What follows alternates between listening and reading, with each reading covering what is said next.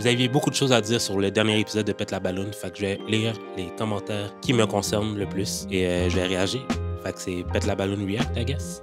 Premier commentaire.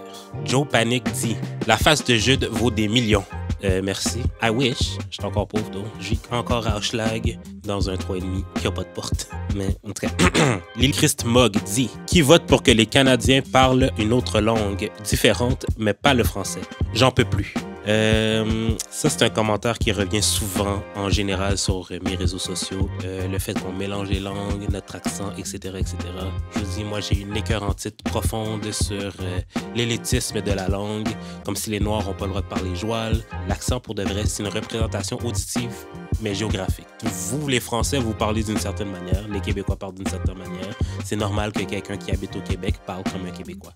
Plus tard, je vais parler de la blague que j'avais pas le droit de faire, mais je trouve ça vraiment funny que des Noirs s'approprient une langue qui vient pas de eux, mais disent les autres qui s'approprient la langue de où ils vivent. Golgoth dit « Le français est tellement dégueulasse en 2025, en anglais ou en français. Puis là, j'appète la balloune. » Je sais pas dans quel monde tu vis, là. La langue officielle de Montréal, c'est pas le français, c'est pas l'anglais, c'est le franglais, mon chum.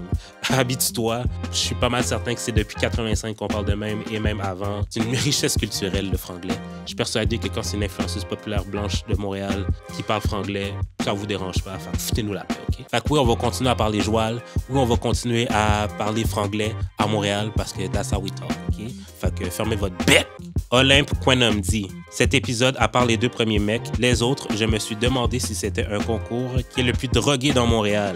Et les demoiselles en face étaient vraiment bien et posées pour une fois. Elles méritent vraiment mieux. » Comme je l'ai déjà dit sur d'autres réseaux sociaux, genre Twitter, il était censé avoir 9 gars, puis il y en a 5 qui se sont présentés.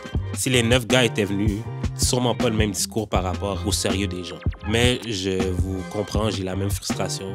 J'ai pas l'impression que les gens comprennent que qu'est-ce que les gens veulent regarder et qu'est-ce qui fait que le show est bon. C'est des interactions entre les gens. Les gens veulent voir du vrai monde se dater. Au pire, chaque a une personnalité rocambolesque et extravagante. C'est pas grave, mais c'est lui. Tandis que Couscous, je suis désolé, c'est un personnage. Au pire, si tu voulais faire un personnage, il faut que tu connaisses ton personnage comme du monde, mais tu connais même pas les bangs. Je sais pas si vous l'avez même vu dans mon visage. À un moment donné, j'étais tanné de lui, j'étais tanné de tout le monde. Oui, c'est un jeu, mais tu joues pas le bon jeu. Tu sais, Pète la Balloune, c'est pas un show d'humour, c'est un show de dating qui fait rire. Je sais pas si vous voyez la nuance. Si tu veux venir dans un show de dating, assure-toi d'être toi-même. Faut que vous compreniez que c'est peut-être drôle pour vous, which is fine, mais ça fait perdre du temps à tout le monde. Ça me fait perdre du temps à moi-même. Mr. Run, les gens de Montréal sont réellement comme ça? Ils font tant d'attitude ou c'est juste pour YouTube? Car vraiment, j'ai des nouvelles pour toi, mon chum. Je pense que c'est juste la culture montréalaise qui est comme ça. Les gens sont juste rude. Elon Burke dit « La culture du vide, les autres peuples construisent et les Noirs s'autodétruisent. Réveillez-nous, bordel, réveillez-nous! » Moi, je trouve ça vraiment drôle, OK, quand des gens disent ça. Que les autres peuples font tellement de choses et que nous, les Noirs, on s'autodétruit. Je veux dire, la fille là qui s'est faite pounder par 1000 gars, elle est pas blanche. Les gens à Dubaï se font pas chier dessus par des chameaux. Fait qu'on peut bien dire que nous, les Noirs, on fait ci, on fait ça. Comme si les autres peuples sont mieux que nous. Ils font la même chose que nous, sinon des fois pire. Des fois, c'est nous qui est pire. Il n'y a pas vraiment de un qui est pire que l'autre. Les personnes afrodescendantes, on a inventé plein de choses, on continue à inventer plein de choses, puis dire que parce qu'on fait du divertissement, c'est détruire la communauté. Le divertissement, c'est fait pour divertir. T'es pas obligé d'être sérieux 24 heures sur 24. On peut prendre une pause puis rire de soi-même un peu. Je suis un grand proponent de genre, on n'est pas un monolithe, on est diversifié dans nos cultures et dans nos sous-cultures, dans nos micro-cultures. On a le droit de rire de nous-mêmes, on a le droit d'être ratchet, on a le droit de s'insulter un peu. C'est pas la fin du monde. Tout le monde fait ça. Ils font tout ça. Toutes les ethnies, toutes les races au monde font ça. Okay. Jack Will 3 dit « Tu viens rencontrer ta supposée moitié. Cela demande un peu d'effort. On te demande pas d'être extravagant, mais juste le minimum. Que ce soit en amour ou amitié. Une personne qui soigne pas son attirance, c'est un grand turn-off. Jude, tu devrais malheureusement mettre un dress code, sinon à l'avenir, l'émission pourrait ne pas avoir de l'importance. » Okay, j'ai comme une petite théorie là-dessus. Okay? Moi, quand j'envoie le email de confirmation aux invités, dans les premières lignes d'instruction, c'est « Habille-toi comme tu t'habillerais dans une première date ».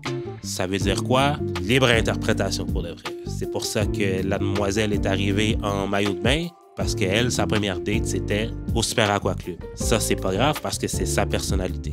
Après ça, le dress code, si c'est comme ça que les gens s'habillent pour aller en première date, Je pense que c'est juste la culture montréalaise. Les gens s'habillent en jeans puis en t-shirt pour aller en première date. Je sais pas où vous allez en première date, mais si c'est une première date dans un parc, si c'est une marche, même si c'est dans un restaurant, je sais que tu vas t'habiller pour t'arranger, mais tu vas pas te mettre sur ton 31 comme si tu allais à l'église le samedi matin. Et si c'est comme ça que les gens s'habillent en première date, j'ai aucun contrôle là-dessus. Ou deuxième hypothèse, je pense que les gens lisent juste pas l'email au complet. Ils veulent juste checker l'adresse et l'heure. NG Content dit « Des Noirs qui se moquent d'autres Noirs. Mais cousine, tes parents ou tes parents ont peut-être pris ce même chemin que ce gars, mais bon, lol. » Bon, je sais que vous n'avez pas vraiment apprécié les jokes qui ont été dits sur l'immigration, sur le fait de ne pas nager et sur le bateau. Si vous êtes des nouveaux fans de la page ou des nouvelles personnes qui me suivez, vous allez trouver le temps long en tabarnak parce que ce qui me fait triper dans la vie, c'est de dire des jokes inappropriés. Il y a des gens qui vont aimer la joke, il y a des gens qui vont pas aimer la joke, il y a des noirs qui vont aimer la joke, il y a des non-noirs qui vont aimer la joke. Toutes les jokes sont pas obligées d'être faites pour tout le monde, and that's fine. Mais vous allez trouver le temps long en tabarnak. Parce que dans quelques semaines, il va y avoir une joke sur R. Kelly et Casey. Je suis un enfant de South Park, je suis un adepte de Charlemagne, je suis un adepte de Andrew Schultz. Tout le monde va pogner un stray, j'en ai rien à foutre. Dans mon groupe d'amis, je suis la personne qui fait actually les pires jokes. Bon, je sais pas si vous connaissez les drogues fortes, mais on a dû modifier un de mes verses parce qu'il était trop out of pocket. Aussi, il faut que vous compreniez que je suis mon propre public. Moi, ça me fait rire en tabarnak, ce genre de joke-là. C'est ce que je consomme. So, bienvenue dans mon monde, I guess. Nadie Francis, 86-50, dit « Il y a des grisons ici, lol. » Je suis sûr que si toi, tu t'étais inscrit, tu aurais augmenté le ratio de grisons. Je sais que vous avez été matrixés, là, mais il n'y a pas juste les gens beaux qui datent dans la vie. Puis beau, c'est relatif en tabarnak. Oui, c'est peut-être pas des 10 out of 10, des baddies que tu vois à la télévision dans Love Island. Pète la ballonne, ça n'a jamais vraiment été ça. Là. Même la version américaine, des fois, il y a des personnes moins belles. Tout le monde a droit à l'amour. Tout le monde vient comme ils veulent venir. Je te trouve audacieux de dire ça quand j'ai jamais vu ton inscription. Au moins, eux autres ont les gosses de venir. Au moins, ils ont une parole, OK? Vous êtes chaud à dire que les gens sont pas beaux, mais où est votre inscription? Vous êtes peureux, vous êtes capons. Mais vous êtes prêts à critiquer les gens qui sont actually prêts à y aller. Non, les gens qui sont prêts à y aller ont des belles personnalités. C'est peut-être pas des 10 out of 10, mais ils ont d'autres choses à offrir. Et vous avez clairement rien d'autre à offrir que des commentaires de pussy. No name, 5557.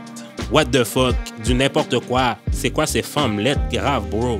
Ça fait honte à Montréal. Pas d'effort à choisir les candidates. Même celle-là avec le maillot. Aucun sens. Celui du state, 1000 fois mieux. Ce qui serait 1000 fois mieux, c'est que tu te corriges quand t'écris à la base. Si c'est 1000 fois mieux, c'est que ton français soit 1000 fois mieux. Je veux dire, on critique souvent le fait qu'on parle pas bien français, mais je pense que ce français-là est pire que le français qu'on parle dans le show. On va jouer un concours, OK? La personne qui trouve le nombre exact de fautes qu'il y a dans ces commentaires-là, je l'envoie ma solo tape. C'est bon, ça? Jazz W2509.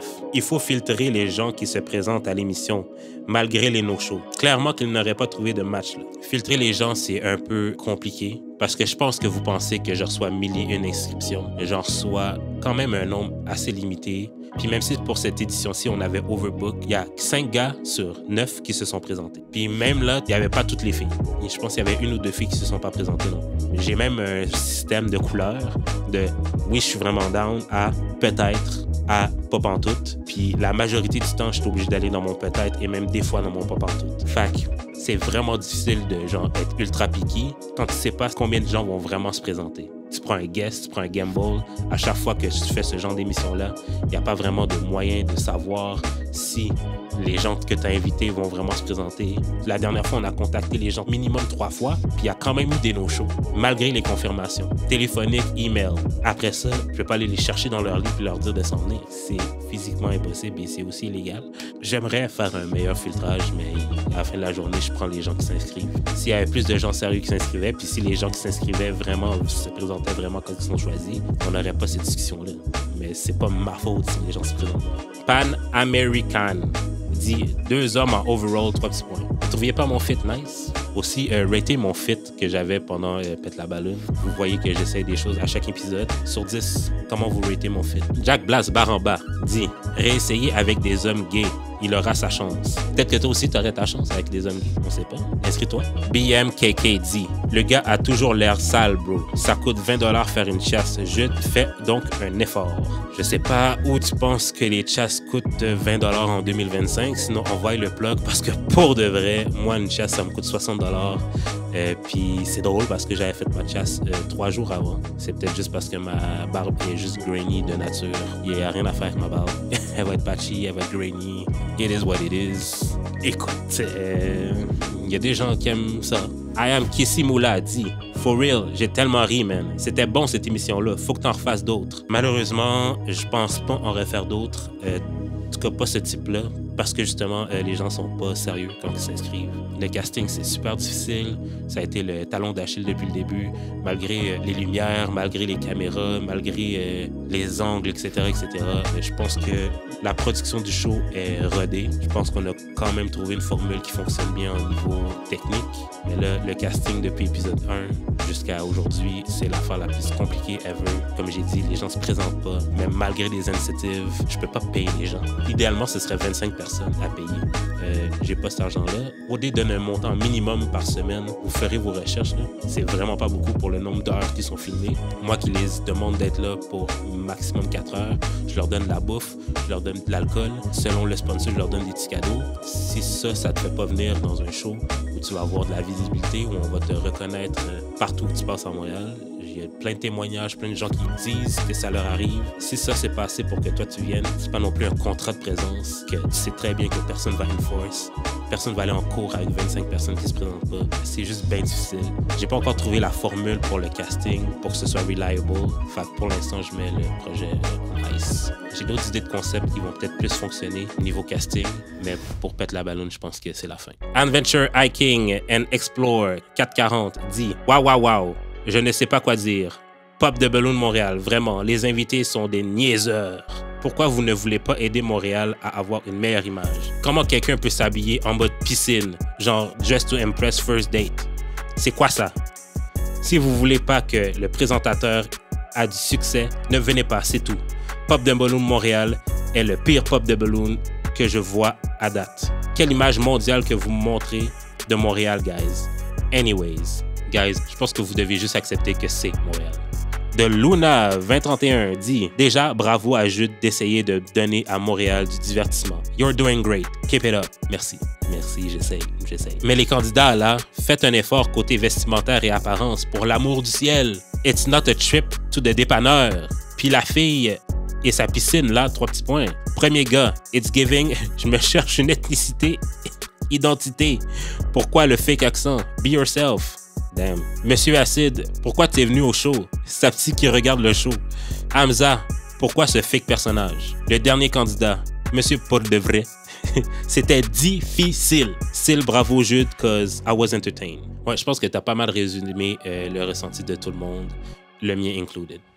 James Azrael 25 dit, je vais faire une traduction libre, ok? D'amour et de sexe. Vous amenez littéralement les filles et les gars les plus trash sur le show. Est-ce qu'il y a même eu un match successful qui s'est transformé en vraie relation? Il n'y a pas de profondeur ni d'intelligence, juste de la bullshit. Montréal peut faire mieux que ça. Il n'y a pas nécessairement de match et les épisodes avec les femmes, c'est les épisodes qui ont le moins de match. En fait, il n'y a aucun match dans les épisodes avec les femmes, sauf le lesbian one. Puis ça, c'était un match. Ce que vous savez peut-être pas, c'est qu'après le show, les gens se parlent, les gens s'échangent quand même les numéros, les gens se croisent quand même. J'ai eu vent qu'il y a eu plusieurs personnes qui sont allées en date après le show, des personnes qui n'ont pas match. Après ça, est-ce que je sais si ça a abouti à quoi que ce soit? J'en ai aucune idée. Mais ce que vous voyez dans votre écran et la réalité, c'est quand même 2 affaires différentes. Je pense juste que Montréal, c'est une ville de personnes qui ne veulent pas que les autres soient dans leur business. Fait qu'en caméra, ils vont agir pour que les autres en sachent pas trop sur eux. Puis dans la vraie vie, ils vont move comme ils bougeraient d'habitude. Peut-être que c'est plate pour vous, puis c'est plate pour moi aussi à produire parce que j'aimerais voir des interactions plus représentatives de ce qui se passe plus ou moins dans la ville. En fait, l'aspect réseautage après le tournage, je pense que c'est ça que les gens apprécient plus. Ceux qui ont participé à Pète la Balloune, écrivez dans les commentaires ce que vous avez plus aimé de l'expérience. Donc, c'est ce qui conclut ce Pète la Balloune React. Dites-moi si vous voulez que je fasse d'autres reacts par rapport à vos commentaires, que ce soit des épisodes du podcast ou autres. Ça va me faire un plaisir de continuer à produire ce genre de contenu. Fait que, on se revoit bientôt. Peace.